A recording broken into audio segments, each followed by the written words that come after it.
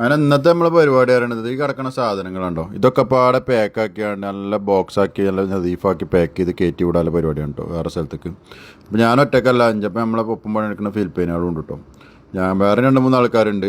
അപ്പോൾ ഓലൊക്കെ പുറത്തു പോയതാണ്. ഞങ്ങൾ ജസ്റ്റ് ഒന്ന് റെസ്റ്റ് എടുക്കുക 5 മിനിറ്റ് ഇറങ്ങാണ്ട് കുത്തിരിക്കുക കേട്ടോ. ഇതൊക്കെ പാക്ക് ചെയ്തുകൊണ്ട് നിൽക്കുന്നതിൻ്റെ ഇടയിൽ എനിക്ക് ചെറിയൊരു പണി വേറെ വന്നു കേട്ടോ. പാണ്ടി പോയിട്ട് 1-2 സാധനം കൊണ്ടുവരാൻ വേണ്ടിയാണ് മുതലാളിച്ചെന്ന് വിളിച്ചായിരുന്നു. പിന്നെ ഞാൻ അതിന് പോയി. എന്തെങ്കിലും സാധനത്തിന് പോകുമ്പോഴാണ് നമ്മളെന്തെങ്കിലും ഓഫർ ഉണ്ടോ എന്ന് തിരഞ്ഞെടുക്കില്ല. അങ്ങനെ അതിലൊക്കെ തിരഞ്ഞു നോക്കി, പ്രത്യേകിച്ച് വരെ ഓഫറൊന്നും കണ്ടില്ല കേട്ടോ. സാധാരണ ഓഫറുള്ളൂ. പിന്നെ എല്ലാ ഓഫറുള്ള സാധനമാണെങ്കിൽ നമുക്ക് ഉപകാരമില്ലാത്ത സാധനങ്ങളാണ്. അങ്ങനെ അവിടുന്ന് സാധനങ്ങളൊക്കെ വാങ്ങി പെരിയിലാന്ന് നോക്കുമ്പോഴാണ് എന്തൊക്കെ സാധനങ്ങൾ കമ്മിയുണ്ട് ഇന്താവി പോയി വീണ്ടും കൊണ്ടുവരാൻ പറഞ്ഞത്. അങ്ങനെ ഇന്താവി പോയി കണ്ട് ഓരോ കടയിലും കയറി ഇറങ്ങി പല പല സാധനങ്ങൾ ഓരോ കടയിൽ നിന്ന് കിട്ടും. അങ്ങനെ ഓരോ കടയിൽ കയറി ഇറങ്ങി അവിടെ നിന്നൊക്കെ ഓർഡർ കൊടുത്തുങ്ങാണ്ട് ഞാൻ അടുത്ത കടയിലേക്ക് ലക്ഷ്യമാക്കി പോകാട്ടോ. വണ്ടിയെ പാർക്കിങ്ങിൽ ഇട്ടാണ്. ഇന്താവിൽ വന്നു കഴിഞ്ഞാൽ പിന്നെ വണ്ടി പാർക്കിങ്ങിൽ പൈസ ഉള്ള നിർബന്ധം കേട്ടോ. ഇല്ലെങ്കിൽ ആ ഫൈൻ അപ്പം കിട്ടി വെച്ചാൽ മതി. ഓലിങ്ങനെ നോക്കി നടക്കുകയാണ്.